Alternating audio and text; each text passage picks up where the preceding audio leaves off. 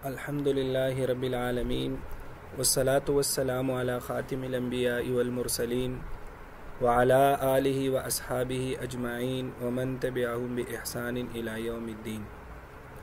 اللہ تعالیٰ کا فضل و کرم ہے کہ آج ہم سبق نمبر 14 پڑھ رہے ہیں اور یوں آہستہ آہستہ ہمارا کورس اختتام کی جانب بڑھ رہا ہے۔ آج جو ہم ایک نیا سلسلہ شروع کر رہے ہیں جو پچھلے سلسلے سے ذرا مختلف ہے، وہ ہے یورپ میں اٹھنے والی چند اہم تحریکوں کا تعارف۔ پچھلے 7-8 اسباق میں ہم نے کچھ اصطلاحات، مغربی تصورات اور اصطلاحات پڑھی تھی جس کو آپ سمجھے کہ وہ جدید مغربی فکر کی بنیادیں تھیں۔ اب ہم ان تحریکوں کو پڑھیں گے جن سے یہ بنیادیں تیار ہوئی۔ اس میں بنیادی طور پر ہم یہ چند تحریکیں پڑھیں گے: نشاط ثانیہ کی تحریک، رینیسانس کی تحریک، اور تحریک اصلاح پروٹسٹنٹ ازم کی تحریک، جدیدیت ماڈرنزم، تحریک تنویر انلائٹمنٹ، تحریک رومانیت رومانٹسزم، اور مابعد جدیدیت پوسٹ ماڈرنزم۔ تو ان کا ہم ایک مختصر سا تعارف پڑھیں گے۔ سب سے پہلے یہ ذہن میں رکھیں کہ ان تحریکوں کے تعارف کا مقصد کیا ہے۔ تو تقریباً پچھلے 9 اسباق میں ہم نے مغربی فکر و فلسفہ کی جو اہم اصطلاحات تھیں، ان کے مفاہیم تھے اور ان کا تجزیہ ہم نے پڑھا، جس سے جدید تہذیب کے بنیادی خد و خال سامنے آئے کہ یہ تہذیب کن بنیادوں پر کھڑی۔ تو آج کے سبق میں گویا کہ ہم ان تحریکوں کو پڑھیں گے جو ان تصورات اور اصطلاحات کا سبب بنی، جن کو ہم پڑھ چکے، اور یہ تحریکیں انہی ناموں سے مغربی دنیا میں اٹھیں اور ہر تحریک نے کچھ نئے تصورات دیے۔ یوں آپ ان تحریکوں کو ان نئے تصورات کا جامع عنوان بھی کہہ سکتے ہیں۔ جو تصورات آپ نے پیچھے پڑھے اس کے پیچھے یہ تحریکیں تھیں۔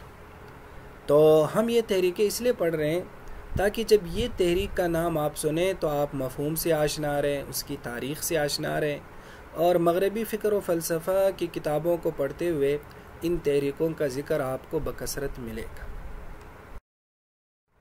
سب سے پہلی جو تحریک ہے جو ہم نے پہلے نمبر پر رکھا ہے اسے کہتے ہیں نشاط ثانیہ کی تحریک، رینیسانس کی تحریک۔ یورپ کی بیداری کی جو اولین تحریک ہے اسے ہم نشاط ثانیہ کی تحریک کہہ سکتے ہیں۔ یہ تحریک تقریباً 14ویں صدی میں شروع ہوئی، یعنی اب 2000 چل رہا ہے، 21ویں صدی چل رہی ہے، تو 600 سال پہلے یہ تحریک شروع ہوئی۔ یہ تحریک کیسی وجود میں آئی؟ تو نشاط ثانیہ کی جو تحریک تھی، یہ دراصل جب مغرب کو مسلمانوں کے ہاتھوں ملنے والے قدیم یونانی فلسفے اور جدید اسلامی فلسفے سے اس تحریک کی ابتدا ہوئی۔ سقوط ہسپانیہ کے نتیجے میں قرطبہ کے کتب خانوں سے مسیحیوں کو 4 لاکھ کے قریب کتابیں ملی، جن میں قدیم یونانی فلسفے کے عربی تراجم بھی شامل تھے۔ اس کے علاوہ مسلمان فلسفیوں جیسے ابن رشد وغیرہ کا کام بھی مسیحی دنیا میں درآمد کیا گیا، جس نے یورپی دانشوروں کو نئے دانشورانہ مواد تک رسائی تھی۔ تو یونانی و عربی علوم صرف ہسپانیہ سے نہیں بلکہ مشرق وسطیٰ سے براہ راست بھی یورپ میں منتقل ہوئی۔ ریاضی کا علم مشرق وسطیٰ میں زبردست ترقی پا چکا تھا، اور صلیبی جنگوں کے بعد مشرق قریب میں مسیحی ریاستوں کے باشندے ان علوم کو یورپ میں منتقل کرنے کا باعث بنے۔ گویا کہ نشاط ثانیہ کی جو تحریک اٹھی، یعنی یورپ کی بیداری کی جو تحریک اٹھی، وہ دراصل مسلمانوں کے ذخیرے سے اٹھی، کیونکہ یورپ جہالت میں تھا، اسے نئے افکار کا، زندگی گزارنے کے نئے طریقوں کا، نئے فلسفوں کا کوئی عطا پتہ نہیں تھا۔ پھر جب انہیں مسلمانوں کی کتابیں ملی تو اسے پتہ چلا کہ یہ علم کی دنیا تو بہت وسیع ہے۔ تو بنیادی طور پر جو یونانی فلسفے اور اسلامی فلسفے کی جو کتب یورپ میں آئی تو وہاں سے کچھ بیداری کی لہر اٹھی۔ اب نشاط ثانیہ کی ابتدا کس ملک سے ہوئی؟ تو اس تحریک کی ابتدا اصلاً اٹلی سے ہوئی، اور آہستہ آہستہ دیگر یورپی ممالک تک پھیلی۔ اس کو نشاط ثانیہ کیوں کہا جاتا ہے؟ نشاط ثانیہ کا مطلب ہوتا ہے دوبارہ پیدا ہونا۔ تو یورپی مفکرین کے بقول اس تحریک سے یورپ گویا دوبارہ پیدا ہوا، ایک ایسا یورپ پیدا ہوا جو مذہب اور قدیم تصورات سے آزادی کا متمنی تھا۔ ایک ترقی یافتہ یورپ کی پیدائش اسی تحریک سے ہوئی۔ تو یوں نشاط ثانیہ یورپ میں تبدیلی کا آغاز ثابت ہوئی، اور یورپ نے آہستہ آہستہ قدیم تصورات علامات سے آزادی حاصل کی، جس سے ایک ایسی تہذیب وجود میں آئی جو شاید اپنے مخصوص تصورات و افکار کی وجہ سے دنیا کی پہلی تہذیب کہلا سکتی، یعنی یورپ کی تہذیب، مغربی تہذیب، جس کے اہم تصورات آپ پڑھ چکے۔ تو اس لیے اس کو نشاط ثانیہ کی تحریک کہا جاتا ہے کہ اس نے یورپ کو بیدار کرنے میں بڑا اہم کردار ادا کیا۔ اب نشاط ثانیہ کے کچھ اہم مفکرین بھی تھے جنہوں نے اپنی تحریروں میں بیداری کی اور نشاط ثانیہ کی باتیں کی تھیں۔ تو اس میں ہم نے بنیادی طور پر 3 مفکرین کا ذکر کیا ہے۔ اس میں ایک ہے دانتے۔ دانتے بڑا مشہور شاعر بھی گزرا ہے، فلسفی بھی تھا۔ تو یہ اٹلی کا تھا، یہ 14ویں صدی عیسوی میں یہ فوت ہوا۔ تو اس کی تحریروں اور اشعار نے نشاط ثانیہ کی بنیادوں میں اہم کردار ادا کیا۔ دوسرا جو آدمی تھا اسے ہم کہہ سکتے ہیں فرانسسکو پیٹرارکا، پیٹرارک بھی اسے کہہ دیتے ہیں۔ یہ 1374 میں فوت ہوا۔ یہ بھی اٹلی کا معروف سکالر اور شاعر اور فلسفی گزرا ہے۔ اس نے بھی اپنی تحریروں میں نشاط ثانیہ کو اٹھانے میں اہم کردار ادا کیا۔ تیسرا جو تھا اس کا نام ہے جیوانی بوکیسیو۔ یہ بھی اٹلی سے تعلق رکھتا تھا، 1375 میں فوت ہوا۔ یہ ایک نثر نگار تھا۔ تو یہ جو 3 اٹلی کے فلسفی تھے، ان کی تحریروں میں نشاط ثانیہ کے اہم خد و خال بیان ہوئے۔ اب یہ بات کہ نشاط ثانیہ کا لفظ ہم بار بار کہہ رہے ہیں، تو آپ کے ذہن میں سوال آ رہا ہوگا کہ نشاط ثانیہ دراصل ہے کیا؟ نشاط ثانیہ کسے کہا جاتا ہے؟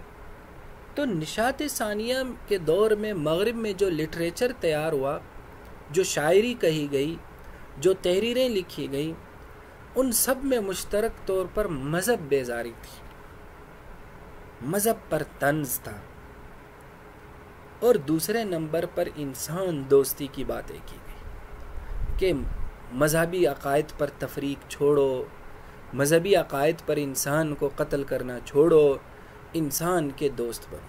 اسی انسان دوستی نے آگے جا کر ہیومنزم کی شکل اختیار کر لی، جس کا فلسفہ آپ پڑھ چکے۔ اور فطرت پسندی کی باتیں کی گئی، نیچر کہ نیچر، فطرت کو دیکھو۔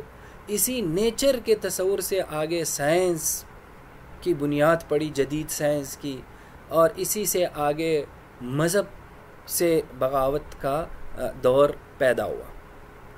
تو نشاط ثانیہ کے مفکرین نے انسان دوستی اور فطرت کی آواز اس زور سے لگائی، جس سے آگے جا کر مغرب میں بڑے پیمانے پر نئے فلسفے، نئے نظریات اور نئے افکار وجود میں۔ تو یوں نشاط ثانیہ کا جتنا بھی مغربی لٹریچر ہے، یا نشاط ثانیہ کا جتنا بھی اس وقت مغرب میں مواد تیار ہوا، اس میں بنیادی طور پر انسان دوستی کی بات کی گئی۔ اپنی شاعری میں، اپنی تحریروں میں ان حضرات نے یہ آواز لگائی کہ انسان کو دوست بناؤ، مذہبی تفریق ختم کرو، اور مذہب پر ہلکا ہلکا طنز شروع کیا، جس نے آگے جا کر مذہب سے مکمل آزادی کی شکل اختیار کر لی۔ تو یوں یورپ اس طور پر آہستہ آہستہ بیدار ہوا۔ تو یہ نشاط ثانیہ کی تحریک تھی کہ یہ کب اٹھی، اس کی بنیادی خصوصیت کیا تھی، کن مفکرین نے اٹھائی، اور اس نے کیا اثرات مرتب کیے۔ دوسرے نمبر پر ہے تحریک اصلاح، پروٹسٹنٹزم، یعنی پروٹسٹنٹ کی تحریک۔ تحریک اصلاح دراصل مغرب کی ایک مذہبی تحریک تھی۔ اس نے 15ویں صدی کے آخر اور 16ویں صدی کے سٹارٹ میں جنم لیا۔ آپ کہہ سکتے ہیں کہ نشاط ثانیہ کے نتیجے میں تحریک اصلاح بھی پیدا ہوئی۔ اس تحریک نے پاپائیت اور کلیسا کی لگائی گئی جکڑ بندیوں کے خلاف آواز اٹھائی۔ تو اس تحریک نے یہ نعرہ لگایا کہ خدا کی کتاب انجیل پر صرف راہب اور پوپ اور پادری کا اختیار نہیں، ہر عیسائی اس کی تشریح کا حقدار ہے۔ اس تحریک سے عیسائیوں کا ایک مستقل فرقہ پروٹسٹنٹ وجود میں آیا۔ تو جو قدیم روایتی عیسائی تھے انہیں کیتھولک کہا جاتا ہے، اور جو جدید عیسائی تھے انہیں پروٹسٹنٹ کہا جاتا ہے۔ اس تحریک کو سمجھنے کے لیے ہم اسے عیسائی مذہب کے جدت پسند کہہ سکتے ہیں۔ جس طرح ہمارے مذہب میں یہ سر سید احمد خان اور اس جیسے جدت پسند حضرات ہیں، تو آپ عیسائیوں کے جدت پسندوں کو پروٹسٹنٹ کہہ سکتے ہیں۔ تو یہ تحریک اصلاح اصلاً مذہبی شکل میں اٹھی، اور اس کے پیچھے بھی دراصل نشاط ثانیہ کی تحریروں نے کردار ادا کیا۔ جب نشاط ثانیہ میں انسان دوستی کی باتیں ہوئیں اور کچھ مذہب سے بیزاری کی باتیں ہوئیں، تو کچھ مذہبی آدمیوں نے، مذہب کے پیروکاروں نے مذہبی طبقے سے آزادی کی ایک تحریک اٹھائی جسے تحریک اصلاح کہا جاتا ہے۔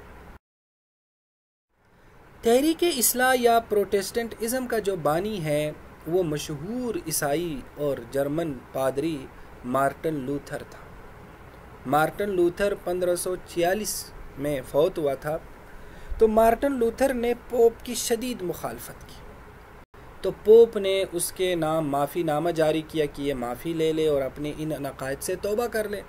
تو مارٹن لوتھر نے معافی نامے کو مسترد کیا اور کلیسا کی طرف سے ہونے والے تمام مظالم کے خلاف آواز بلند کی۔ یوں 21 اکتوبر 1517 کا دن ایک اہم ترین دن ہے۔ اس دن لوتھر نے باقاعدہ طور پر پوپ کے خلاف بغاوت کا اعلان کیا۔ جرمنی کے شہر وٹنبرگ میں اس نے گرجے کی دیوار پر لاطینی زبان میں ایک طویل عبارت لکھی جس میں پوپ کے معافی نامہ دینے کے اختیار پر شدید تنقید کی گئی۔ اس زمانے کے جو پوپ تھے لیو دہم تھے، جو مارٹن کی اس بغاوت سے بے خبر نہ تھے۔ تو انہوں نے لوتھر کو ایک فتنہ قرار دیتے ہوئے ان کے 41 عقائد کو باطل قرار دیا اور عوام سے ان کی کتابیں جلا دینے کی اپیل کی۔ اس سلسلے میں لوتھر کو علماء کے سامنے طلب کیا گیا، لیکن لوتھر اپنے خیالات پر ڈٹے رہے اور اپنے موقف سے ہٹنے پر کسی صورت راضی نہ ہوئے۔